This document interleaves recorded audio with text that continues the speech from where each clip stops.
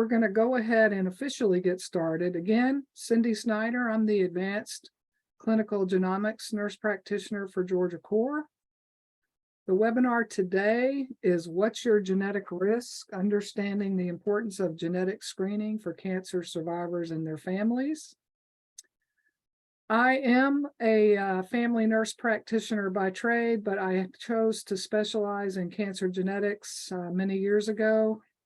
I've been with Georgia Core since September 2021. Prior to that, I was with a hospital system for 36 years in various roles, but my final role was the cancer genetics provider for the Hereditary Cancer Risk Assessment Program. So I saw patients, counseled patients, did genetic testing, and have done that for many years.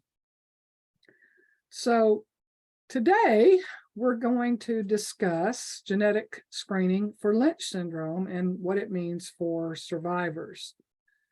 Also, I'm going to go over the red flags for Lynch syndrome and review the ongoing screening and surveillance that survivors need to remember to do, and also hopefully provide resources for survivors. So I know one big question that I have heard from cancer survivors is, when am I a survivor? Well, we actually have a definition for you. So according to the National Comprehensive Cancer Network guidelines, an individual is considered a cancer survivor from the time of diagnosis. So once you have been told of this cancer diagnosis, you are a survivor. And that remains through your entire life. And because of advances in early detection and supportive care and treatment, the number of cancer survivors has tripled since 1971 and is continuing to grow 2% each year. So this survivorship includes those living with cancer and those free of cancer. And cancer survivorship is not just, I've been diagnosed with cancer, I survived being treated. It includes the physical, the mental, the emotional, social, and financial effects of cancer. So cancer survivors are at increased risk for a new cancer. Well, why is that?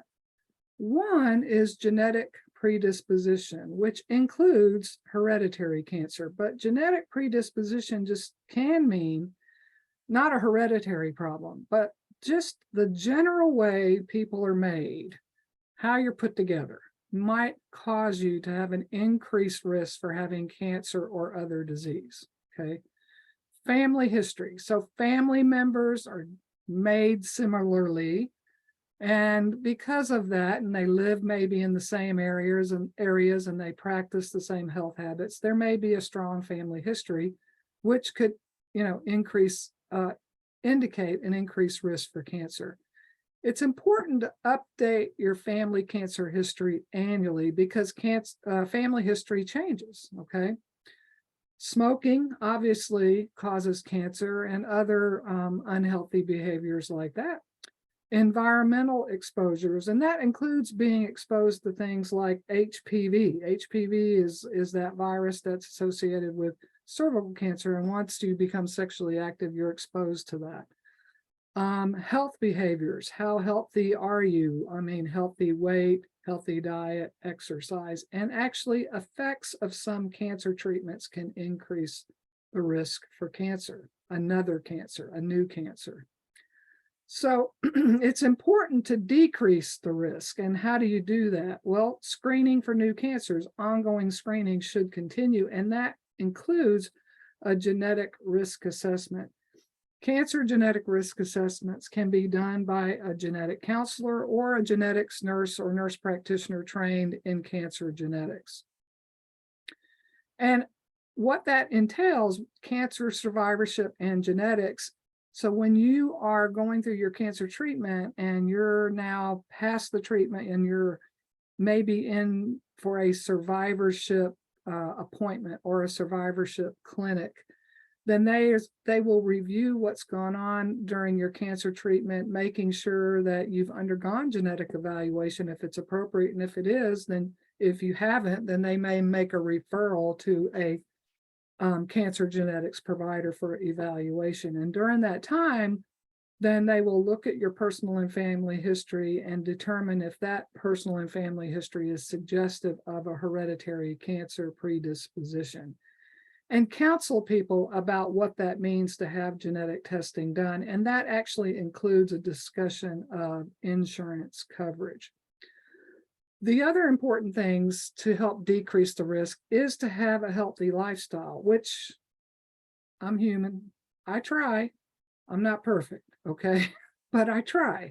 So healthy lifestyle is important. And regular follow-up with primary care providers and the oncologist is very important. So let's talk about some basic cancer genetic concepts for a minute or two. One thing is all cancer is genetic, but not all cancer is hereditary. So let me repeat that. All cancer is genetic, but not all cancer is hereditary. All cancer is the result of DNA changes in cells that cause abnormal cell growth and reproduction. But only about 10% of the time is cancer because of a bad copy of a gene that's passed on in the family. So therefore, most cancer is not a hereditary problem. It's an acquired problem. So how do we acquire cancer? Well, there are multiple factors. And I know that when people are diagnosed with cancer, having talked with them, one of the biggest questions is why? Why did I get this? Because obviously, if you can know why, you'll never do it again. But if there was only one thing and one thing only that caused cancer, we would have fixed that one thing a long time ago. So it's multiple factors that are associated with cancer development. Age, as we age, our risk for cancer increases. Our gender, and when I'm talking about gender now, I'm talking about gender assigned at birth here. So females have a higher risk for breast cancer than males. Males can get breast cancer, but females have a higher risk for getting breast cancer. Family history, again, can increase our risk. Environmental exposure, hormonal factors, our general health, and our genetics. Are you born with a bad copy of a gene? But there are other pieces of the puzzle that we still don't even know about yet, potentially. So you can see here by the diagram that most cancer is sporadic and about 10% is hereditary. And then you have this 20% familial there. And that's because of what I explained earlier, where you have family members sort of made the same way, living the same way, and you may see a cluster of cancer within a family. Okay, so human beings have about 20,000 genes in total, all right? And it's important to remember that we get one copy of our genes from our mother, and we get one copy of our genes from our father, okay? So this top picture here, this black square with the colored bars, that's actually chromosomes, okay? And so if you think about genes real simple, like a recipe in a cookbook, okay? So these chromosomes, which we have 23 pairs of, they're like the cookbook, okay? And the genes are the recipe in the cookbook. So they make something. Genes are like a recipe, they make something. Now, when we're talking about genes, it can seem very complicated, but I try to sort of break it down to like living room talk if I can, because that helps people understand better. So the chromosomes are the cookbook. The genes, they like to name genes with letters and numbers, but it's just simply the name of the gene. So my name is Cindy. One of the genes is named BRCA2, and one of the genes here is named BRCA1, okay? So that's just the name of the gene. So if you've ever seen a genetic test report of any type, you're going to see all these letters and numbers, but just think, oh, that's just the name of that gene, okay? So when we're talking about hereditary cancer risk, again, it's important to remember that you can inherit a bad copy of a gene from either your mother or your father because you have two copies. We all have two copies of these genes. So we have two copies of that BRCA1, two copies of BRCA2, and all these other genes. Okay. All right. So we're going to talk a little bit about Lynch syndrome. And Lynch syndrome is a hereditary colon cancer syndrome. Okay. Now, that's Lynch syndrome. There's other cancers associated with Lynch syndrome, but primarily the one that we talk about a lot is colon cancer. And Lynch syndrome was figured out, if you will, or discovered by Dr. Henry Lynch, who is no longer living. But he spent many years looking at diagrams of family histories and figured out, hey, there seems to be these families that have the same cancers showing up in multiple generations. And these cancers, a lot of them were colon, but other cancers were there too. Before they gave Dr. Lynch credit for this, it was called hereditary non-polyposis colorectal cancer syndrome. And all that really meant was that people who have this did not make a ton of colon polyps. They might have made 10 or less, but not tons of polyps. And there are hereditary cancer problems that are associated with people making hundreds of colon polyps, but that's not this one, okay? So about 3% of colorectal cancers and uterine cancers are attributed to Lynch syndrome. And it's caused by a pathogenic variant. Now that's just fancy talk for bad copy of a gene, okay? And the genes that are associated with Lynch syndrome are listed here. So remember, these are names of genes, okay? MLH1, MSH2, MSH6, PMS2, and EpCAM, okay? We all have these genes. All God's children have these genes, and we all have two copies of them, okay? One from our father, one from our mother. But if you inherit a bad copy of MLH1 from one of your parents, that's Lynch syndrome. It's an autosomal dominant inheritance pattern, and all that means is if a parent carries a bad copy of a gene, each child they make has a 50% chance of inheriting the bad copy and a 50% chance of not. So it's a 50-50 shot. Now, what that means is if you have 2 children or 4 children, it doesn't mean 1 or 2 can get the gene. Every single child made has a 50% chance of inheriting it and a 50% chance of not. All right. So let's look at the cancer risks associated with Lynch syndrome. And this table, it's a little bit busy, but this first table here on the left, cancer location, these are the cancers that are associated with Lynch syndrome. And the second table, or the second column, excuse me, general population risk to age 74. So average risk for colon cancer to age 74 is somewhere around 2 to 4%, somewhere in there, okay?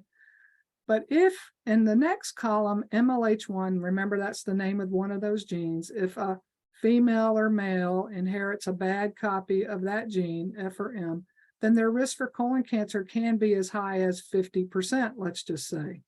So that's a significantly higher risk for colon cancer compared to the average level of risk, okay? And then there can be female cancers, female-only cancers associated with Lynch syndrome, uterine and ovarian, also stomach, small bowel, ureter, urinary bladder, prostate. So for men who inherit a bad copy of this MSH2 gene, they can have a significantly higher risk for getting prostate cancer. We also see a brain cancer, typically glioblastoma.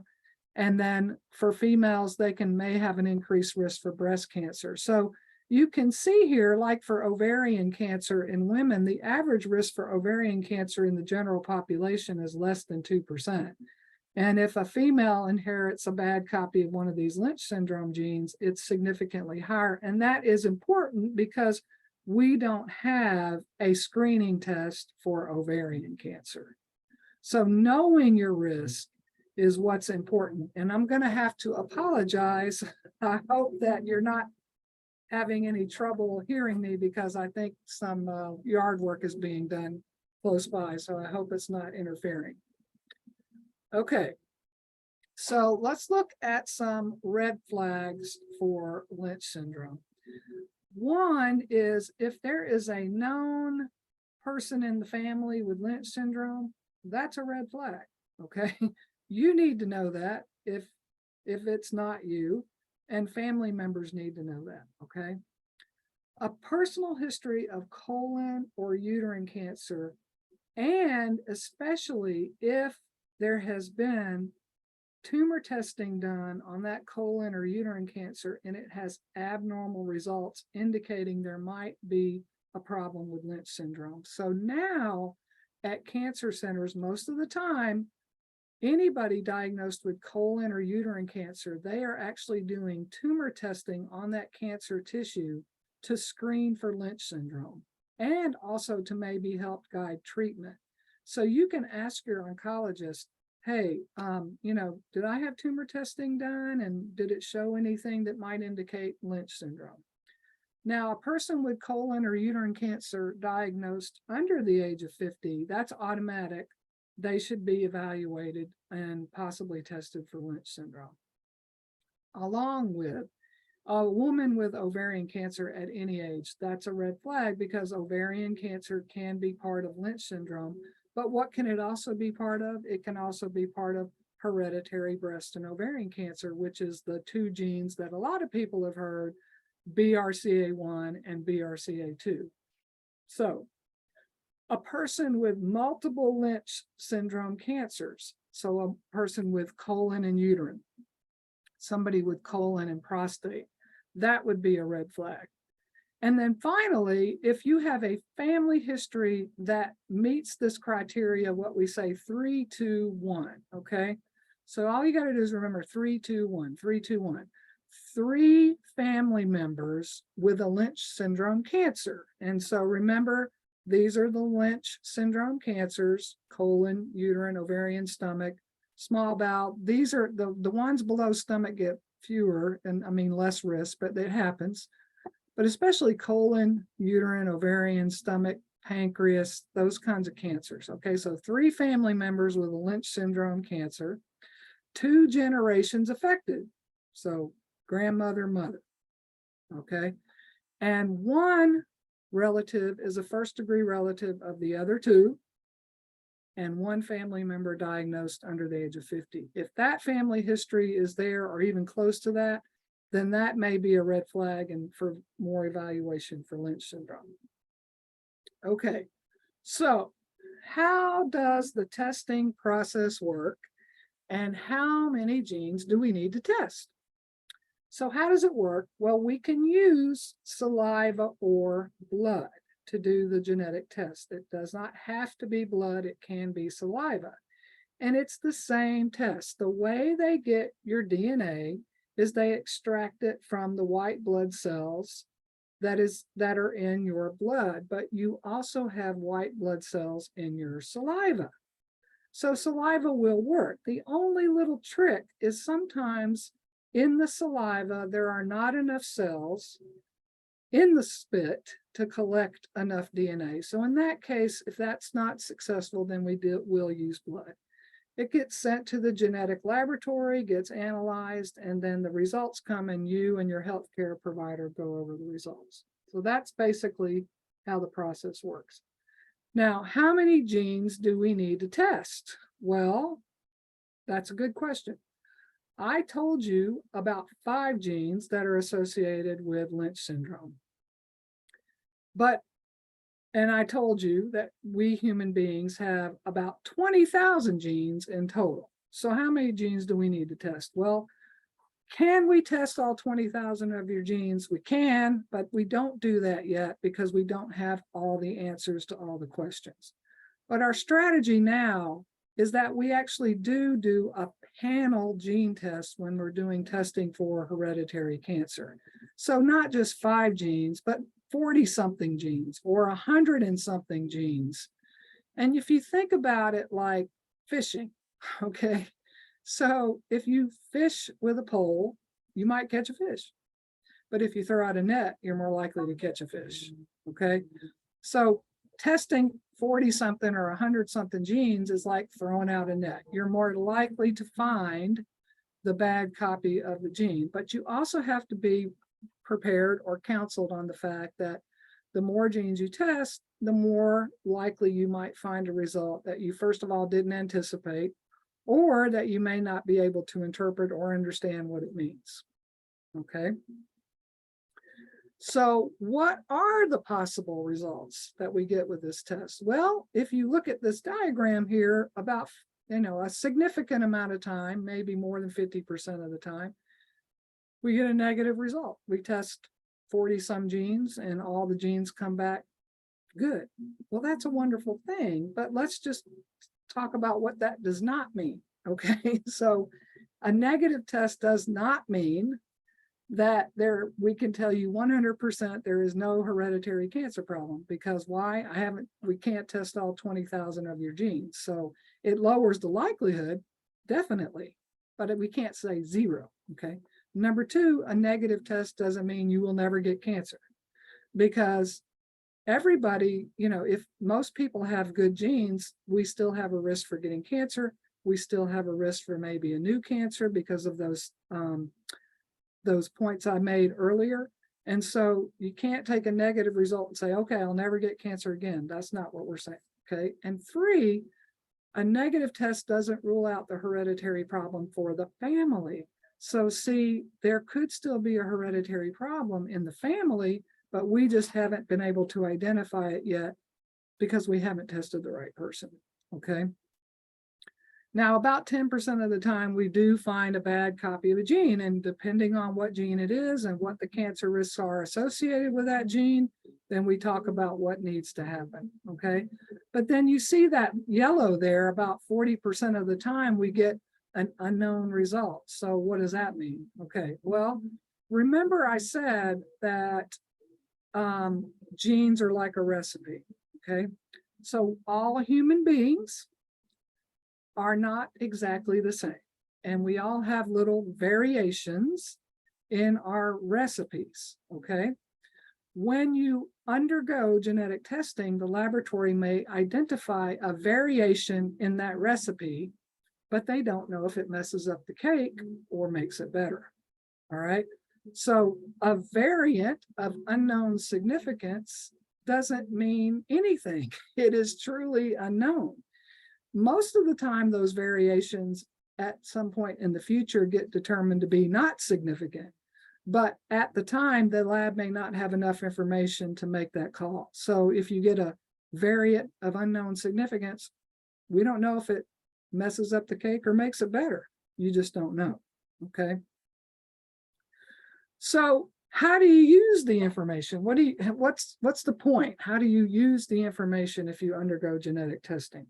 Well, it may provide options for surgery and treatment, but also cancer screening. So with Lynch syndrome, if somebody has Lynch syndrome and they haven't had colorectal cancer, they are going to need to have colonoscopies every 1 to 2 years, not every 5 to 10 years, every 1 to 2 years.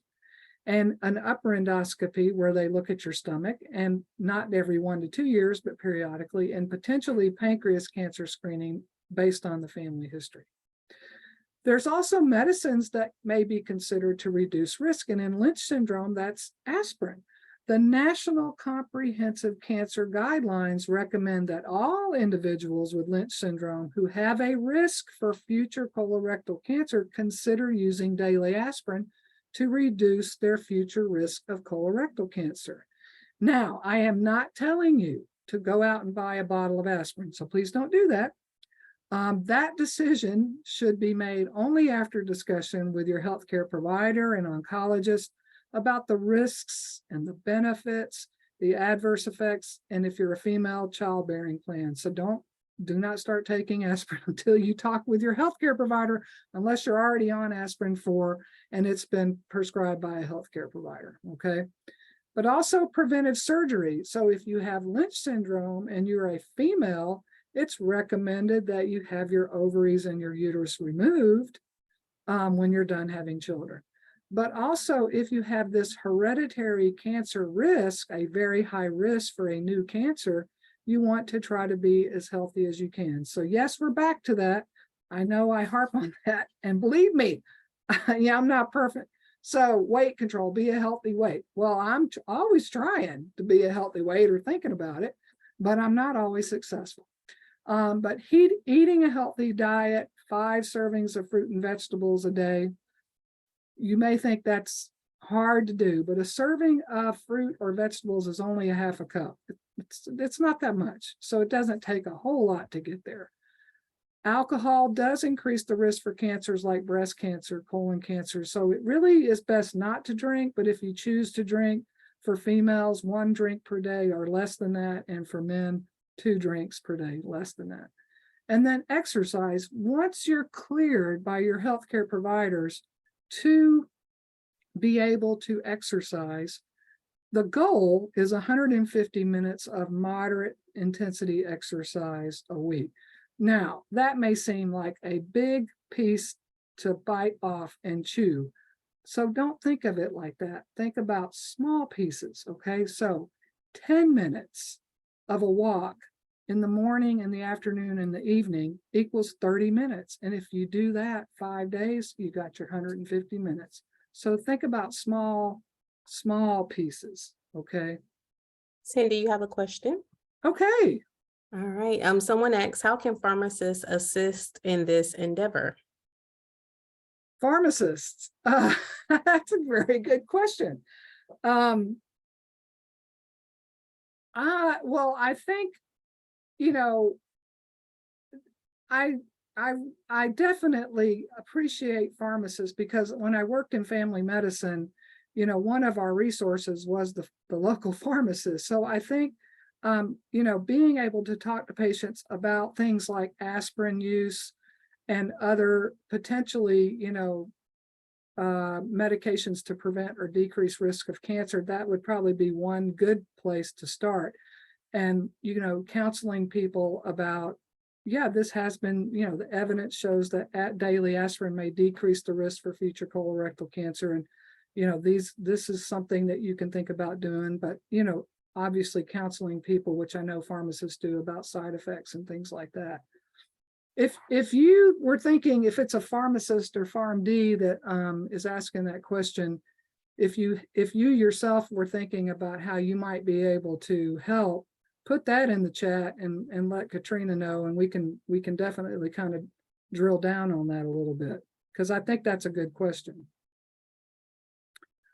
Okay, family testing. So if this process, you know, if somebody goes through this process and they have genetic testing done for hereditary cancer, and it's, you know, found that there's this Lynch syndrome problem in their family, it's real important, or in them, it's real important to share this information with other family members, because this type of problem, hereditary cancer, does not just impact you, it impacts the family. So it's very important to share the results and be willing to share that information with the family. So if somebody does have Lynch syndrome, their first degree relatives, parents, siblings, and children, that's what a first degree relative have a 50% chance to also have inherited that pathogenic variant or bad copy of a gene. And then they would need to go and be counseled about this and determine whether genetic testing is right for them. So, as you well know, family members may not be happy to hear this news. This may be difficult news for some family members to hear. So you can always ask your genetics provider about help with that, like family letters that you can use to send to family members. Your responsibility, if you undergo this process and have genetic testing, your responsibility begins with sharing the information with family, and it ends there. Because once you share that information, they're adults, they get to make their own decisions about what they do, okay? Now, there are have another question. Yes, wonderful. It's in regard to the last slide. They Yes. say, is there a legal or ethical obligation for a provider to disclose these results to the patient's family members? No, well, so it goes with this. So genetic test results are treated just like any other healthcare information. They're part of your medical record, okay? And it's protected health information. That's why it's so important to talk with a genetics provider, a genetic counselor, or a cancer genetics nurse practitioner or nurse before you do the test about the responsibilities we all have undergoing this process. So I tell people, you have to be willing to share the information with your family because family members need to be able to know this information. Now, I don't share the information with the family. We want you to do that because this is your protected health information. But understanding how this can impact the family is important. This is why it's important to talk about things before you do the test, okay? The other concern that people have is genetic discrimination.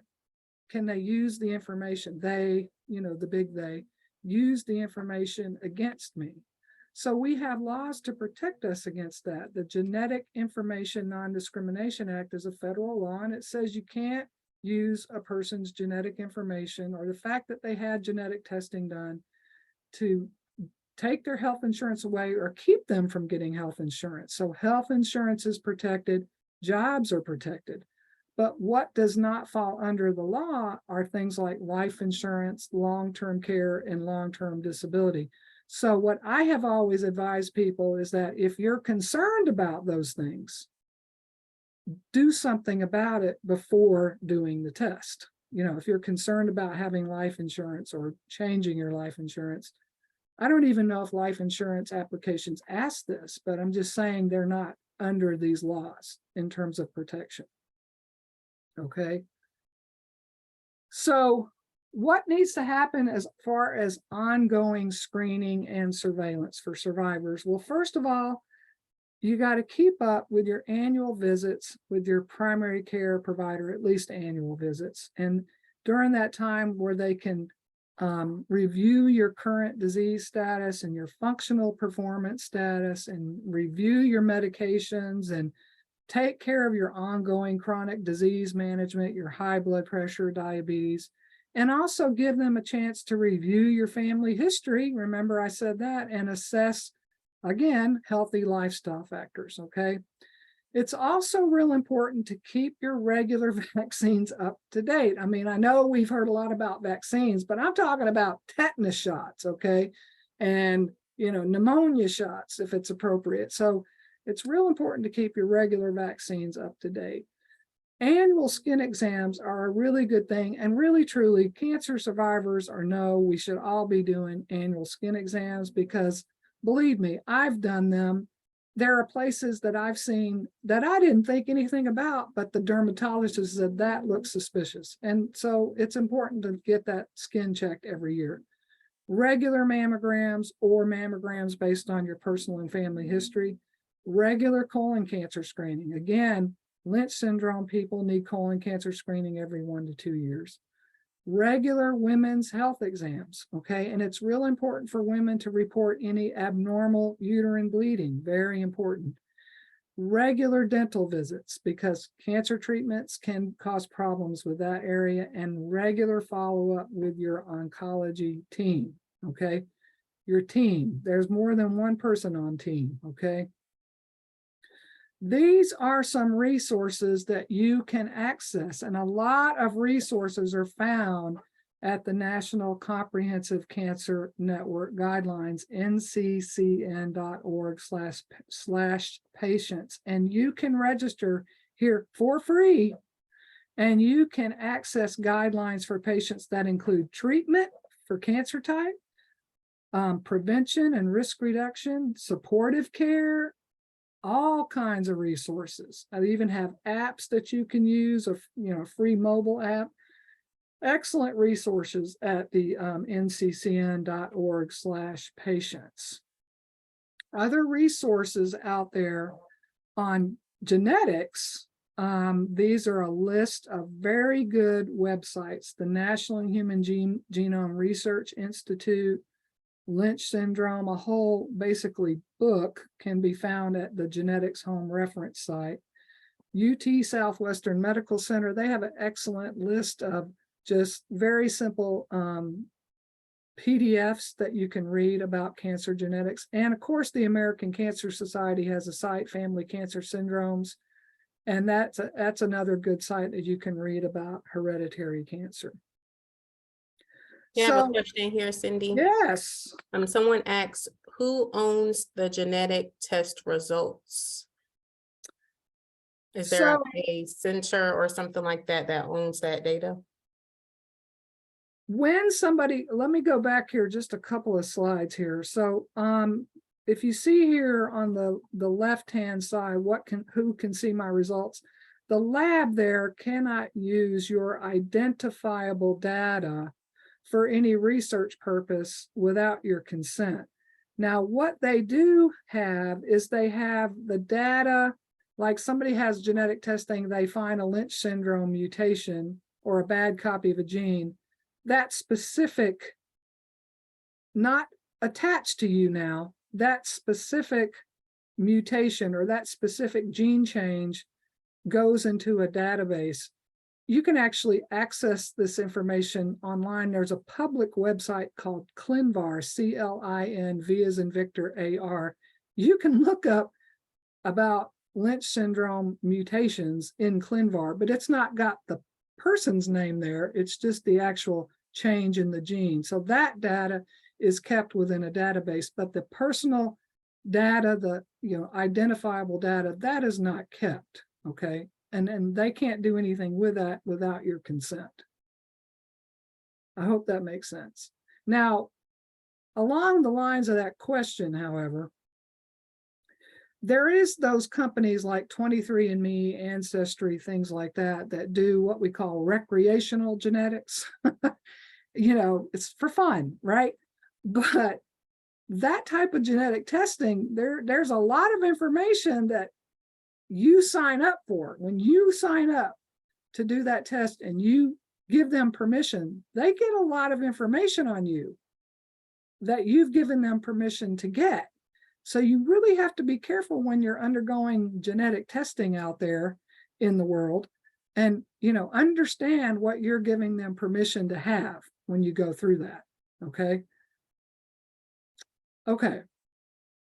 So finally, I just want to go back and just remind everybody that cancer survivorship begins at the beginning of the diagnosis and it continues throughout treatment and during the rest of your life. And cancer survivors experience a mixture of emotions, but they also have a new perspective on life and a deeper appreciation of life. And remember that every cancer survivor has many concerns and challenges throughout their diagnosis. So if you're having concerns and challenges, that oncology team that I talked about, which consists of not only oncologists, but also navigators, cancer navigators, social workers, dietitians, financial counselors, reach out for help because that's your team. So that's my presentation. I wanted to go ahead and open it up to questions, which we can do now, Katrina, if you would like. If y'all want to, I think Katrina can give you the ability to ask, unmute yourself if needed. Either way, put it in the chat. Katrina will read it, however you want to go. Anything, if I don't know, you give me your email and I'll try to find out.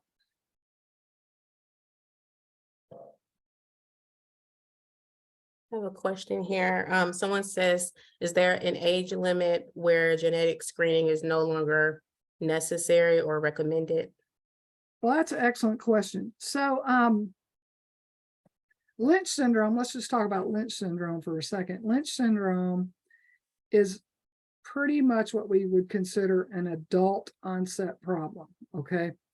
Meaning you don't have children being diagnosed with cancer. There are hereditary cancer syndromes where cancer risk can begin, as infants and young children, and we may need to test babies and young children for the hereditary problem. But a lot of these hereditary cancer syndromes are adult onset problems. So that means that we want people to be at an age where they can give their own consent. So, at least over the age of 18. But depending on the family history, we might test people a little bit younger, like 18, or we might wait until somebody's, 20 or 25.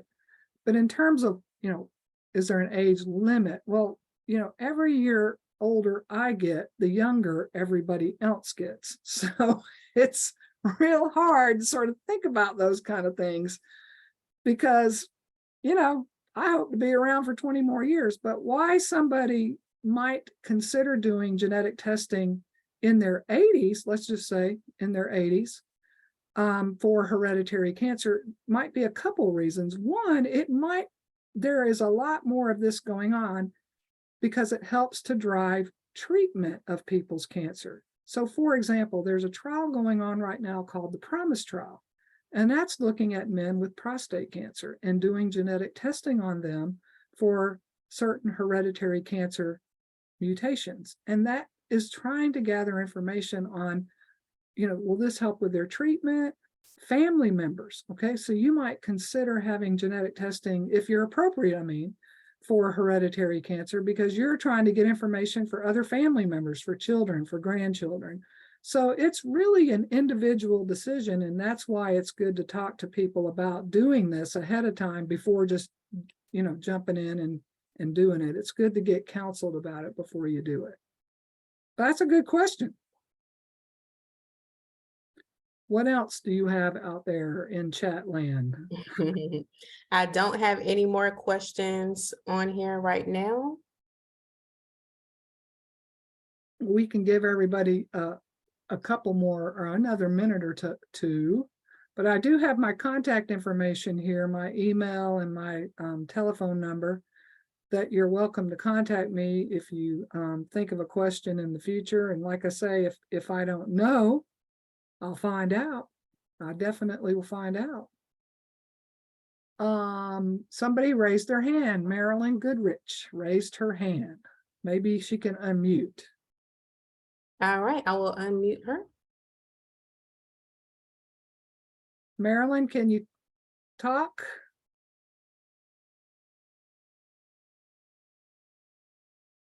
I think she's unmuted. Are you unmuted, Marilyn?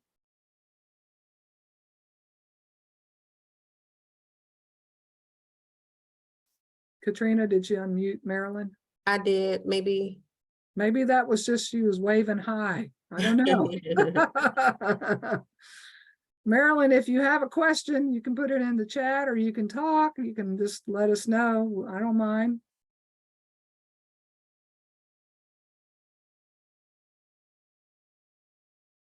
But if anybody else does have a question, feel free to raise your hand. Definitely. I'm going to put it back for a minute or two on these websites in case people wanted to jot those down or take a picture of the screen. You could do that. Take a picture of the screen, and that way you'll have the websites there. I've done that while we're giving people time to think of a question or a comment.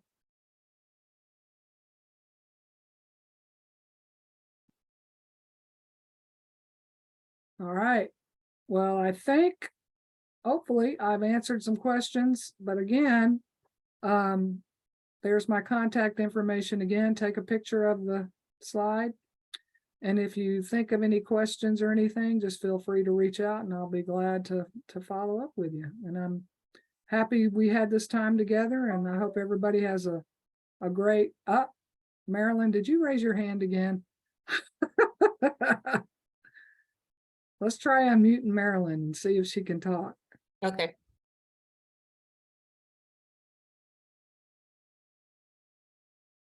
Can you unmute yourself, Marilyn?